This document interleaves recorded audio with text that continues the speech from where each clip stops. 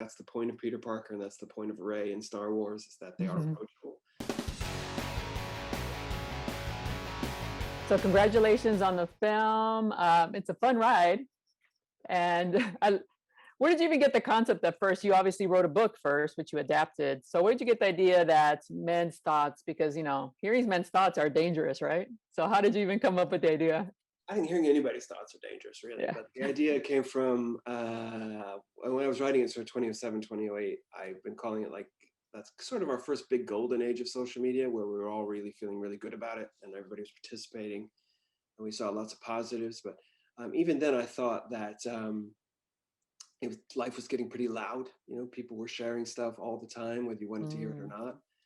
And I thought, well, what if the next logical step is that you couldn't get away? You know, what if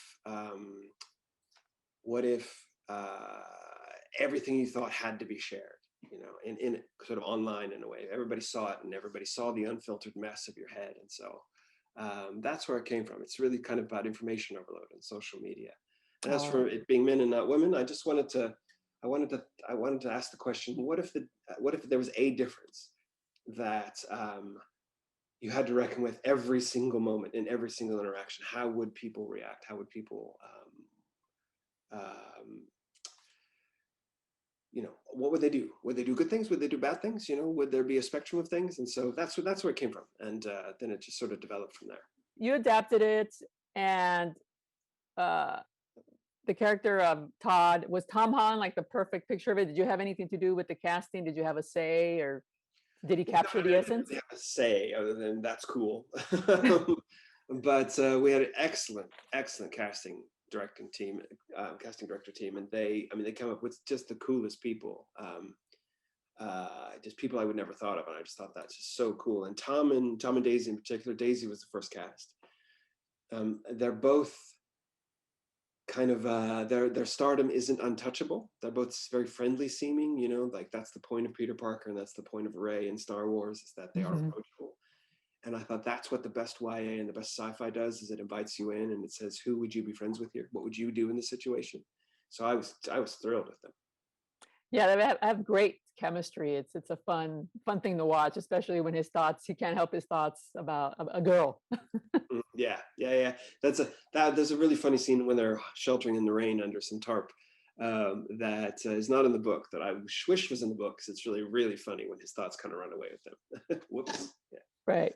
I'm assuming that as a writer and adapting your story for the big screen, it's hard because you can't let go of things because it's your baby. So, right? I mean, how's that process?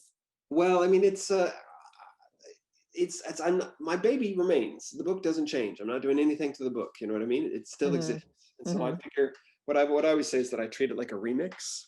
You know, like I'm taking a song and making it into a different song, which to me is a creative challenge and something to be welcomed. How can I accomplish everything I wanted to accomplish in the book, but just in a shorter space, in a totally different medium?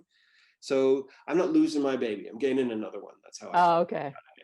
Yeah, because usually you lose characters, or for a film, they aggregate the number of characters into one. So that's what I was asking, if like you had to sacrifice anybody for that.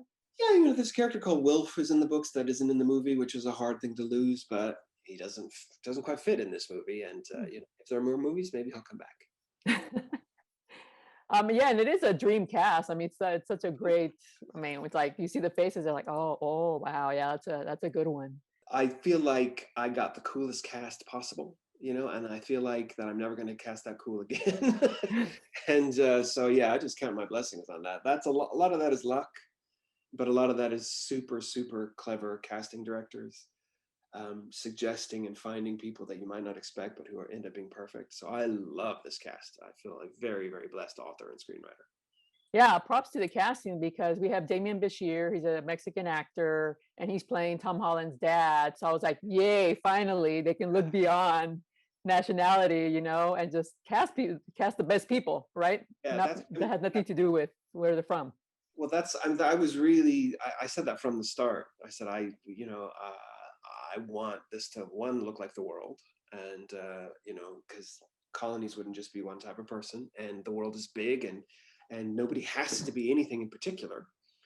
So let's just find really great people. And I mean, who wouldn't want Damien Bichir as their father is the thing. You know? Yeah. So he's exactly who you want to be, you know, the kind father, with Killian being the tougher father. And so, yeah, I was very, very open to that. And that, you know, when they suggested people like Cynthia Erivo and David Oyelowo, and I was thrilled at that.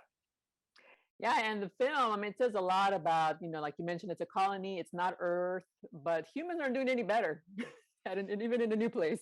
Yeah, well, then that was kind of my question. If we colonize somewhere else, would we make the same mistakes as we did in the Americas and in Australia?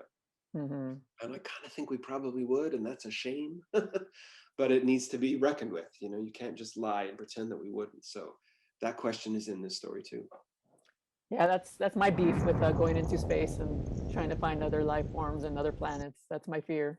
Just, you know, it's that life philosophy of just do your best and try not to be a dick. I don't know why that's so hard, you know. So yeah. I like that. I like that philosophy.